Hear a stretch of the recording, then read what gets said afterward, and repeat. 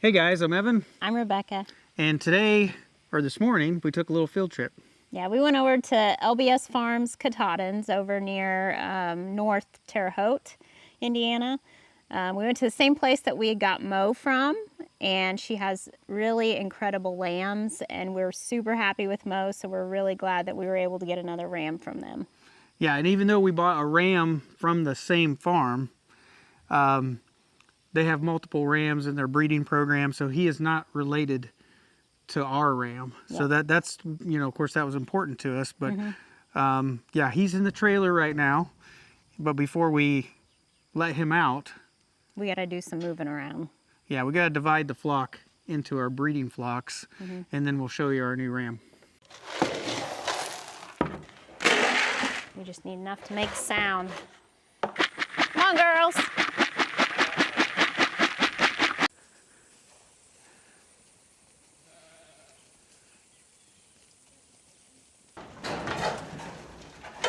Hello, everybody.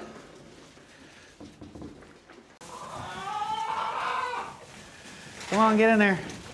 Squeeze in. All right, we got them all in the pen, and now we're going to separate out 6 are going to go into one group, and then the rest are going to be in the other. Come on. There you go. There you go. Look that way. There you go. Oh, yeah. that was close. Yeah, she tried to get out. All right, you want me in front of her or behind her? There you go. Come on, go. There you go. Yep, come on. She's a little squirrely. There you go. One more. Now let me get this lamb right here. Okay. All right, there's our 6. Come on, girls. Come on out. Come on.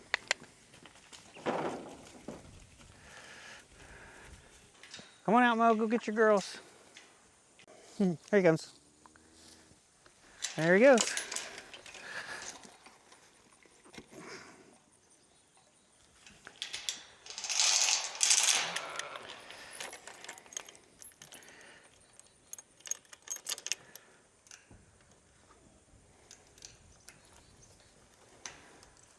All right, Mo and his 6 girls are now over here in the bank barn pasture. He's going straight to work, it looks like. So now we're going to take all the other ewes and they're going to move in with the cattle, and then we'll release the new ram in with them.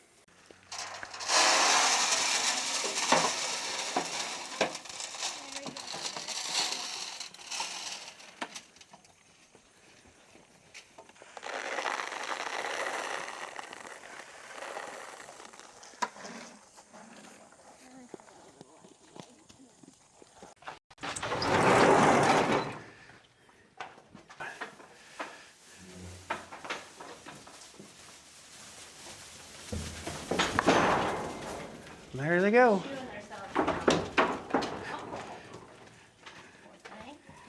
cross the road. Come away, honey. Come away. Follow your friend. No, cow, you stay in there.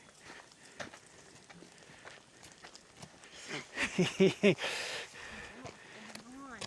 That steer doesn't know what to think.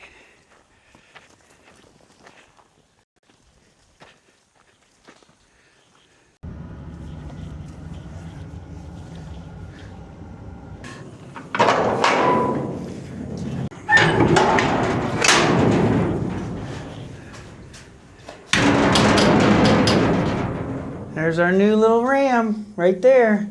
You gotta go out the trailer now. There's some girls out there. There he goes. So right there, that's our new ram. You can tell he's smaller than the adult ewes, and he's only 7.5 months old, but he should be able to get the job done. We're gonna leave him together for a couple months. And like Rebecca said earlier, we bought him off of LBS Farms near Terre Haute, Indiana. I think they had like 3 rams left for sale. So if somebody's looking for a ram in that area, I can leave their, like their Facebook page. I can leave that in the description down below. So I've already come up with a name for the new ram. I'm gonna call him Dodge. I figured that was kind of appropriate. Hi, little fella. Hi there. You like it in here? I've seen you in here quite a bit. Oh. You are precious. Look at that face. So cute. And we got a name for you too, don't we?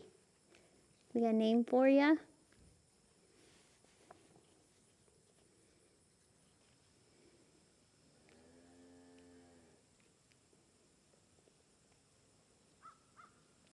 So we have a name for him. He's going to be here for quite a while, so we are going to give him a name. We're using the first letter of his daddy's name, and he looks like a teddy bear, so his name's Teddy. Say hi, Teddy. I think Rebecca wants to cuddle him like a teddy bear. I do. I wish I could pick him up, but he's too heavy. Rebecca always wanted to buy one of those mini cows, the miniature cows, so now she has one for like a few weeks before he starts getting big. Yeah.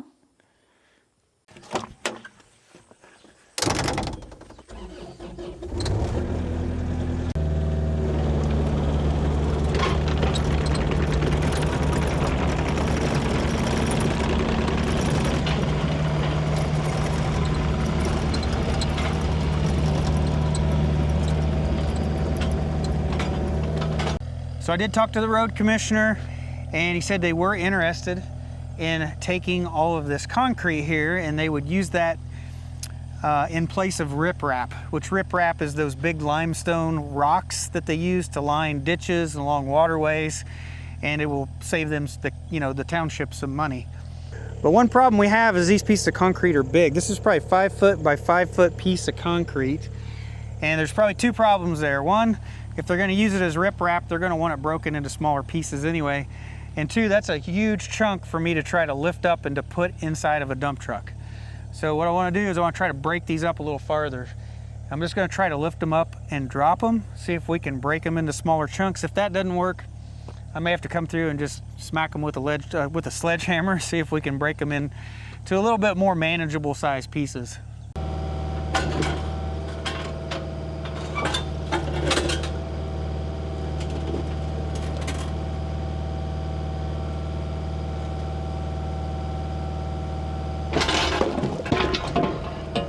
Probably not exactly what I was aiming for.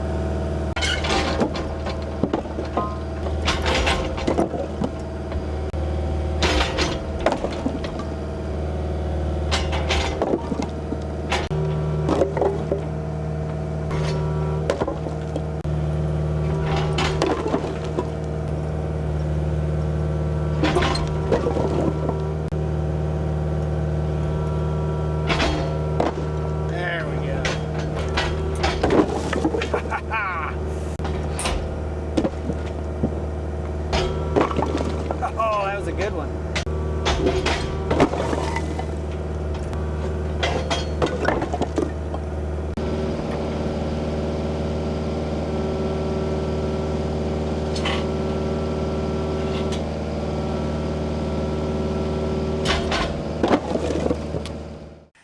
Well, that was definitely not the proper way to break up concrete with an excavator, but it was sure at least fun trying to do it that way. And I think it actually, I broke it up a lot better than it was. It's not perfect, but as you look at this, no big pieces anymore. Most of them are probably this size. It's probably 2 foot by 2 foot or smaller. That one back there may look a little bit bigger, but I say most of them they're manageable now, right? Where I could pick them up with an excavator, load them into a dump truck. You could dump them out into a pile. So it's a little, I think it's a lot bigger than the big slabs we had earlier. So now I may have to wait a week or so for them to come with their dump truck for me to try to load them up.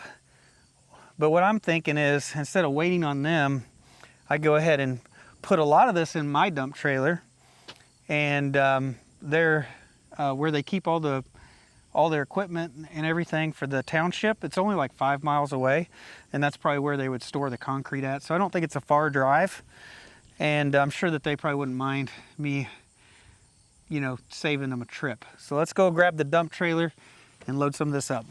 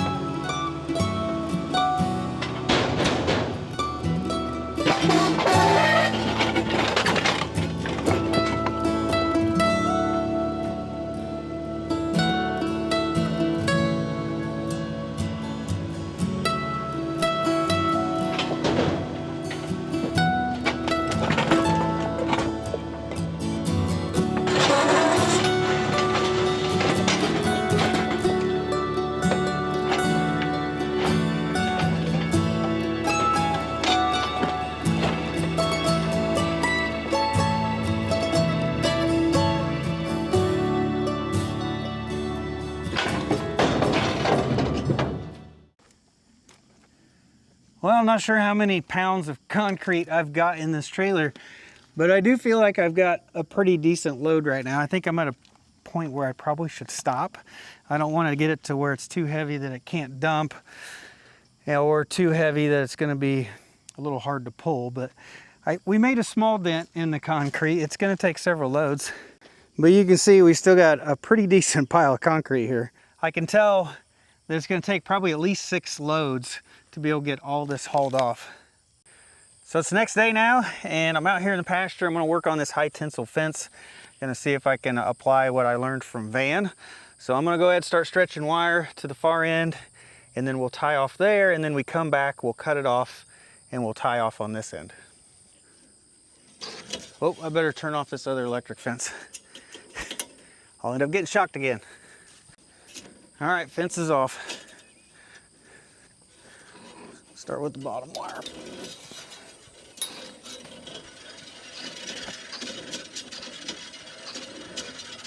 So one thing Van taught me is when you need to let go of this wire, just poke it into the ground and it'll hold it for you. And then we've got 2 of our insulators down here. We're going to tie off to the bottom one, so we'll hang this one up higher.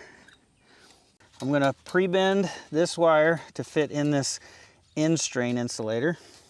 And then I'm going to come back about 3 inches from the end, and I'm going to bend it the other way. And do the same thing on the other side. So then I've got like this little bump in the wire, and that'll fit right in this insulator. So we'll slide it through, sitting in the insulator. Now we're going to try to get these 2 kinks that we put in the wire. We're going to try to get those, kind of bend them down, get them to wrap around each other, just like so. See, it's already started our bend for us. And then from there, I can bend a handle in it, and I can start doing my tight wraps, which I'm not really good at. It's not pretty, but we got our end strain insulator tied off, and then I'll just take my Nipex little miniature bolt cutters, cut off the wire. So right here in the middle of the run, we're going to cut our wire. I'll put my knee on it so it doesn't get away from me, and then put on a gripple so that we can tension this after we get everything tied off. I'm going to let that stick out about 8 inches, and then I'll stick the other side through. And there we go. Now we can tie off to the other end. Well, I had my camera off, but I pulled it down to this end and tied it off. Not the prettiest, but looks better than the last one. Now we just got to make sure that the wire is the proper height. 14 inches.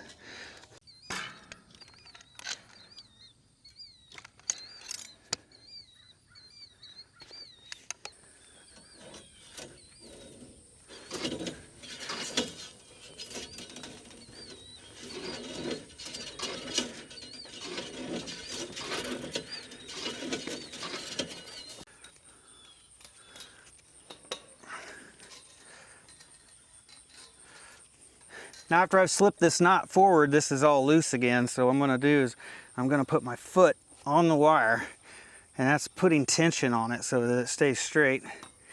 These things wrap a lot better if you can keep tension on the wire.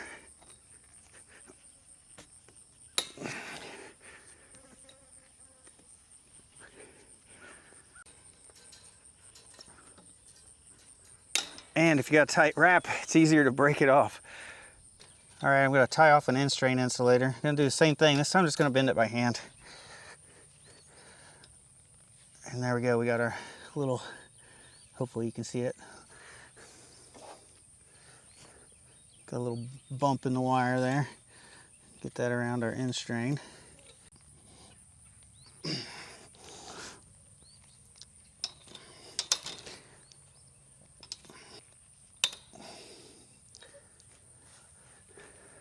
Well, there we go. That's my best looking one so far.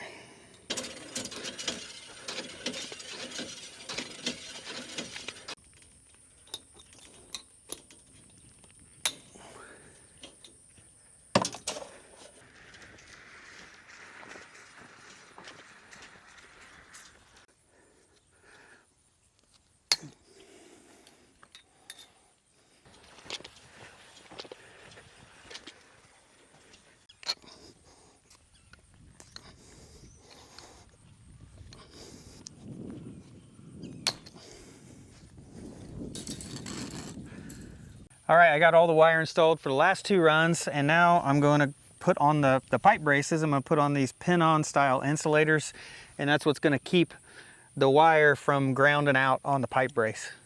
Just like this insulator right there, we'll just put 1 screw in it to hold it in place, and it'll keep it off of the pipe.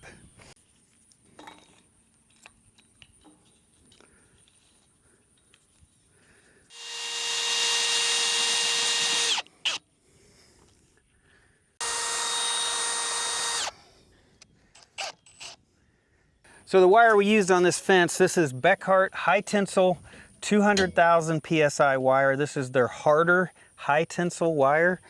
And this is the torsion free. You can buy it like normal high tensile, but you can also get it in a torsion free spool. And what that means is it doesn't have quite as much memory as the other ones. The other ones, if you like pull them forward and you let them go, they could spring back like 100 feet and try to wind themselves back up, right? They have that memory of the coil and they want to go back into the coil shape.